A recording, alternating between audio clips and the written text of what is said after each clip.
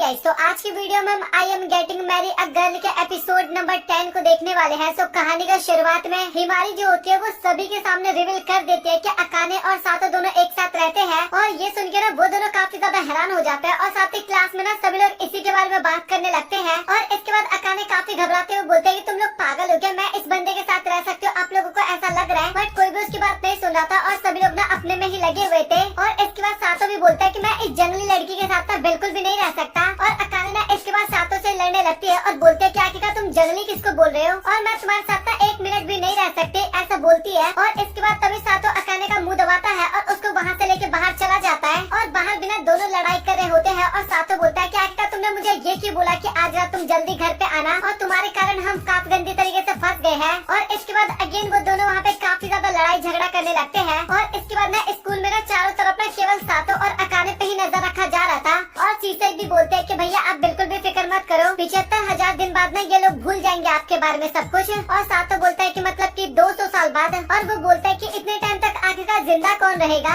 और तभी सीसे बोलते हैं कि आप दोनों ना एक कहानी बन जाओगे इसके बाद तो। और इसके बाद सीसे और सातो ना दोनों घर जा रहे होते हैं और लिटरली अभी तक ना सभी बंदे ना उसका पीछा कर रहे थे, सातो का पीछा कर रहे थे और थोड़ा प्रूफ्स कलेक्ट करने की कोशिश कर रहे थे सातो के खिलाफ। और सीसे बोलते हैं कि मेरे पास एक काफी अच्छा प्लान है, आप ना मेरे घर पे चल लीजिए, वहाँ पे आपको 3 टाइम का खाना मिल जाएगा और साथ ही मेरे साथ सोने का भी मौका मिल जाएगा। और सातो बोलता है कि मैं ऐसा नहीं कर सकता, मैं अपने घर पे जाना चाहूंगा क्योंकि ग्रैंडपा काफी ज्यादा नजदीक है और अगर उन्हें पता लग जाएगा कि मैं घर पे नहीं हूँ तो काफी प्रॉब्लम हो सकती है। और इसके बाद तभी सातो बोलता है कि तुम्हारे पास कोई प्लान है क्या। और सीसे बोलते हैं कि अभी आप मुझे उठाओ और यहाँ से ना काफी स्पीड में भाग लो। और सातो बोलता है कि ज्यादा अच्छा प्लान तो नहीं है, लेकिन उसके बाद भी ना सीसे को उठाता है और जल्दी से बस के अंदर चढ़ जाता है। और बाकी बंदे तो उन्हें देखते ही रह जाते हैं। और इसके बाद वो लोग ना बस से लास्ट स्टॉप पे आ जाते हैं। और अब तो अगला बस भी कल आने वाला था और साथ ही फोन में नेटवर्क भी नहीं आ रहा था उस टाइम पे। और सातो बोलता है कि अभी हमें पैदल यहाँ से घर जाना होगा। उसके बाद तभी वहाँ पे रुई कार लेके आ जाती है और वो बोलती है कि मैडम आपके घर जाने का टाइम हो गया। और सातो बोलता है कि आखिरकार तुम्हें ये कैसे पता चला कि हम यहाँ पे हैं। और रुई बताते है कि सीसे मैडम के शरीर पे एक ट्रांसमीटर लगा हुआ है, उसकी मदद से हमें पता लग गया कि आखिरकार वो अभी कहाँ पे है। और इसके बाद वो सीसे को बिठा लेती है और सातो को ना वहीं पे छोड़ के भाग जाती है। और सातो बिना उसके पीछे भागते रहता है। और घर पे बिना दोनों मतलब कि अकाने और सातो बात कर रहे थे कि अभी हम क्लास भी अच्छे से नहीं जा पा रहे हैं और क्लास के अंदर ना किसी को शकल भी नहीं दिखा पा रहे, मतलब कि चारों तरफ ना केवल अभी उन्हीं की बातें चल रही थी उस टाइम पे। और सीसे जो थी ना वो वहाँ पे खाना खा रही थी और बोलते हैं कि सच में राइस तो खाने में काफी ज्यादा अच्छा है। और सातो भी बोलता है कि तू पागल है क्या, हम इतनी बड़ी प्रॉब्लम में और तुझे खाने की पड़ी है। और इसके बाद तभी अचानक से ना उन्हें ऊपर आवाज आता है और एक कमरे में ना बिस्तर के ऊपर कोई होता है। और अकाने तो लिटरली भाई उसको मारने के लिए जा रही थी और सातो ना उसको रोकता है और बोलता है कि तुम्हें क्या करिए, पागल हो क्या। और भाई छीना झपटी में ना दोनों नीचे गिर जाते हैं। और पोजीशन तो आपको पता ही होगा, अगर आप एनिमे देखते हो तो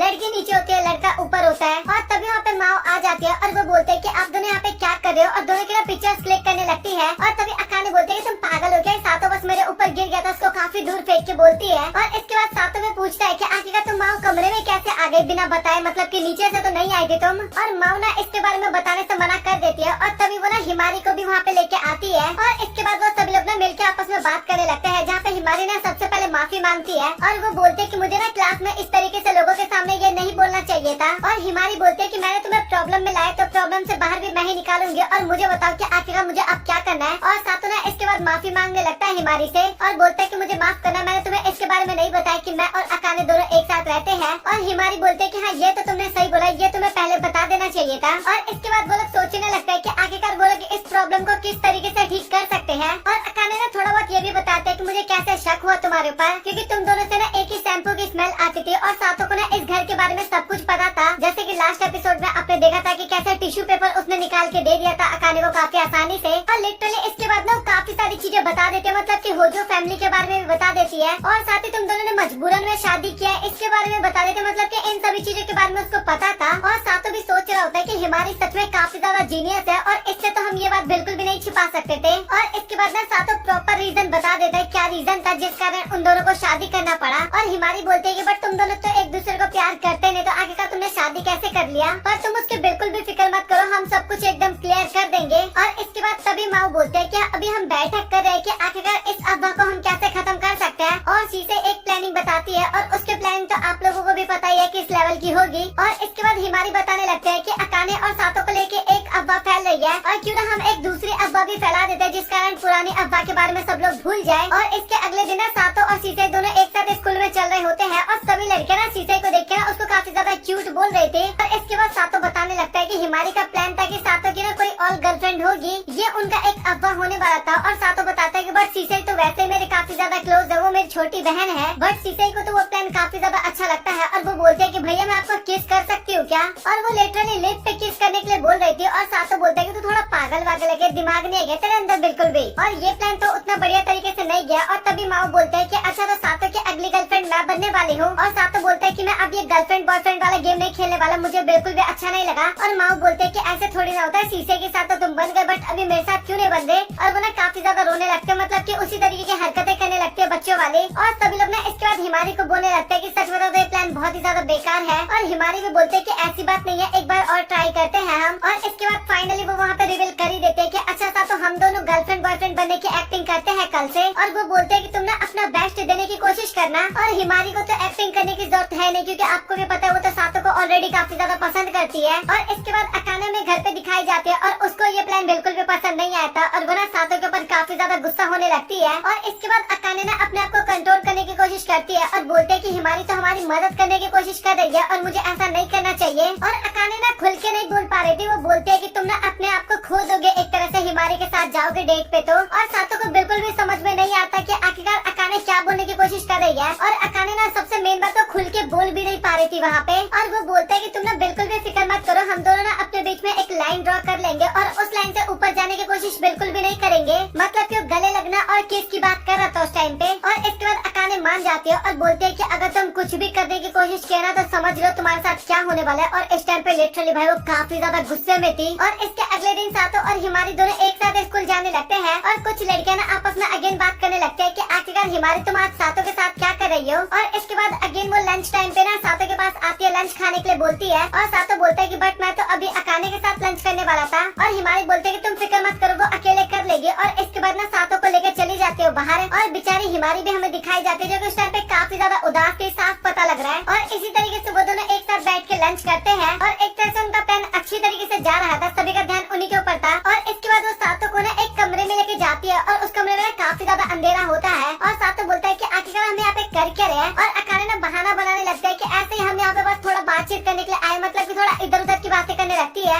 अकाने नहीं हिमारी आप लोग समझ जाओ, थोड़ा नाम का इधर उधर हो जाता है। और इसके बाद सातो ना हंसने लगता है और हिमारी बोलती है कि तुम इस तरीके से हंस क्यों रहे हो। और सातो बोलता है कि मैंने ना इस तरीके से तुम्हें आज तक कभी भी नहीं देखा था, इतना केयर फ्री होके। और इसके बाद हिमारी शर्मा के सातो को बोलते है कि तुम्हें पता है कि मैं तुम्हें काफी पसंद करती हूँ। और इसके बाद तभी हिमारी बोलते है कि मैं चाहती हूँ कि तुम मुझे हक करो, जब मैं तुम्हें शीशे के साथ देखती हूँ, जब शीशे को तुम हक करते हो तो मुझे काफी ज्यादा जेलसी फील होता है। और इसके बाद वो काफी ज्यादा रिक्वेस्ट करने लगते हैं कि प्लीज तुम ऐसा करो और इसके बाद हम बाद में सब कुछ भूल जाएंगे। और लिटरली भाई सातो ये करने के लिए मान जाता है। देख रहे हो भाई लौंडा काफी ज्यादा शाना है। और इसके बाद सातो उसको अपनी गोद में बिठा लेता है और हिमारी बोलते है कि तुम्हें पता है ना कि अभी वो हमारे ऊपर नजर रखे हैं और तुम्हें अभी पूरी अच्छी तरीके से एक्टिंग करना होगा। और वो बोलते है कि तुम मुझे और भी टाइटली पकड़ लो। और लिटरली बाहर ना सभी लोग देख रहे होते हैं और आपस में ना इसी चीज के बारे में बात कर रहे थे। और हिमारी जो थी वो तो आनंद ले रही थी, उसके लिए तो एक तरह से जन्नत का मामला था भाई ये। और हिमारी बता भी रही होती है कि इस टाइम पे ना मुझे कुछ भी याद नहीं आ रहा कि मैं क्या कर रही हूँ, बट मुझे काफी ज्यादा अच्छा लग रहा है। और इसके बाद ना पूरी क्लास के बच्चे ना हिमारी को घेर के बोलने लगते हैं कि आखिरकार तुम खाली कमरे में सातों के साथ क्या कर रही थी। और हिमारी भी ऐसे एक्टिंग करती है जैसे कि मैं तो कुछ कर ही नहीं रही थी और तुम लोग गलत सोच रहे हो, मैं तो थी ही नहीं वहाँ पे। थोड़ा ऐसे नॉर्मली वाला एक्टिंग नहीं होता कि भाई तू गलत सोच रही है। इसके बाद हिमारी फाइनली वहाँ पे बता देते हैं कि मैं और सातो एक दूसरे को डेट कर रहे हैं। और ये सुनकर ना क्लास के सारे बच्चे हैरान हो जाते हैं और वो अकाने वाले रूमर्स को ना अब रूमर्स मारने लगते हैं। और इसके बाद वो बोलने लगते हैं कि तुम ना ज्यादा मत सोचो, हम बस नॉर्मली डेट कर रहे हैं। और साथ ही मैंने जो अकाने और सातो के एक साथ रहने वाली बात बताई थी ना, वो एक तरह से जोक था। और वो बताते हैं कि मैं और सातो एक कपल है और मैं तो बस अकाने को थोड़ा जेलसी फील करवाना चाहती थी, मैंने इसलिए ये सब बोला था। और बेचारी अकाने भी हमें दिखाई जाती है और लिटरली भाई वो काफी ज्यादा सैड लग रही थी उस मोमेंट पे। और क्लास के अंदर ना बाकी बंदे भी ना उसकी बात मान जाते हैं, मतलब कि उनको रियल लगने लगता है कि हिमारी और सातो एक दूसरे को डेट कर रहे हैं। और इसके बाद सातो ना हिमारी को धन्यवाद भी करता है, उसकी वजह से भाई काफी बड़ी प्रॉब्लम से लोग बच गए। और इसके बाद अकाने ना हिमारी को बोलने लगता है कि तुम और ज्यादा लंबे टाइम तक तो ये नहीं करने वाली ना, क्योंकि तुम दोनों ना सच में काफी ज्यादा इडियट लगते हो ऐसे एक कपल के तौर पे। और हिमारी ना काफी ज्यादा हंसने लगती है और बोलते है कि कोई बात नहीं, मुझे तो काफी ज्यादा अच्छा लग रहा है उसके साथ और तुम बिल्कुल भी फिक्र मत करो, ये तो एक प्लान का पार्ट है ना। बट सच बात तो ये था कि उसको सातों के साथ टाइम स्पेंड करने जानने में काफी ज्यादा अच्छा लग रहा था। और वो ना वहाँ पे अकाने की बात नहीं सुनती और चुपचाप निकल लेती है। और शर्त लगा लो भाई ये अकाने का ना पत्ता कट करने की कोशिश कर रही है मदद करने के बहाने। और जो भी लोग हिमारी के फैंस थे ना भाई अब लिपेट दो आप तो कमेंट सेक्शन में उनको। कुछ लोग कमेंट सेक्शन में बोल रहे थे कि हिमारी ना मुझे काफी ज्यादा अच्छी लगती है, मतलब कि बंदे कमेंट कर रहे थे अकाने फैन भाई लिपेट दो हिमारी फैंस को क्योंकि बंदा लेके जा रही है हिमारी। और इसके बाद ना हिमारी और सातो ना दोनों एक साथ टाइम स्पेंड करते हैं, बुक खरीदने जाते हैं, साथ ही कुछ खाने पीने के लिए जाते हैं एक साथ। और सातो बताता है कि आज ना मुझे तुम्हारे साथ टाइम स्पेंड करके काफी ज्यादा अच्छा लगा। और इसके बाद ना घर जा रहा होता है और तभी हिमारी बोलती है कि क्या तुम मेरे घर पे चलना चाहोगे। और सातो ना उसको मना करके ना वहाँ से चला जाता है। और इस बात पे ना हिमारी थोड़ा उदास हो जाती है, लेकिन अगले पल ही सातो वहाँ पे आ जाता है और वो बोलता है कि बस मैं थोड़े टाइम के लिए तुम्हारे घर पे जाने वाला हूँ। और इसके बाद वो दोनों हिमारी के घर पे आते हैं और उसका कमरा ना काफी ज्यादा साफ था और उसके कमरे में ना सातो की भी फोटो थी। और वो फोटो देख के सातो काफी हैरान हो जाता है और हिमारी ना एक्सप्लेनेशन देने लगती है, मतलब कि एक तरह से थोड़ा शर्मा गई थी वहाँ पे।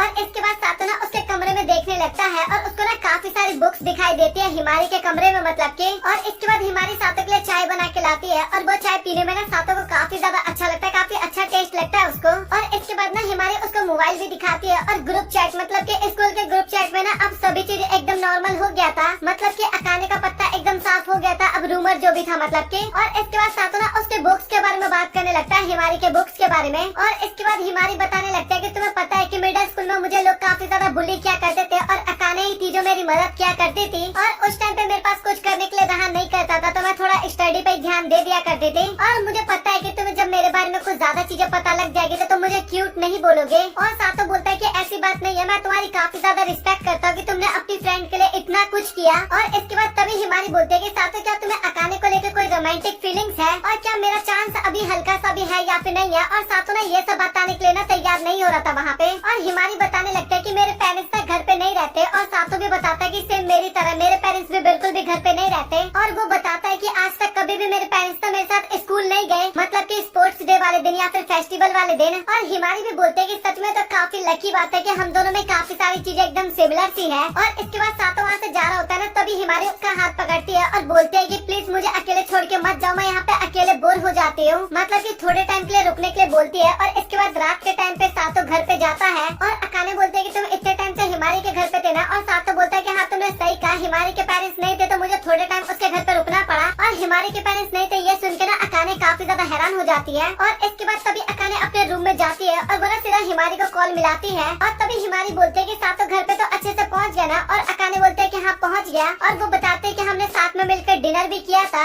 और इसके बाद वो ना और भी काफी सारी चीजें बताने लगती है। और अकाने तभी पूछते है कि आखिरकार ये ड्रामा कब तक चलने वाला है, ये एक्टिंग और कब तक करने वाले हैं। और हिमारी बोलते है कि अगर मेरा बस चले तो मैं तो ये हमेशा करती रह जाऊँ। और वो बोलते है कि तुम्हें इससे कोई प्रॉब्लम तो नहीं है। और अकाने बोलते है कि नहीं मुझे इससे कोई भी प्रॉब्लम नहीं है, बट भाई सच में काफी बड़ी प्रॉब्लम थी इससे।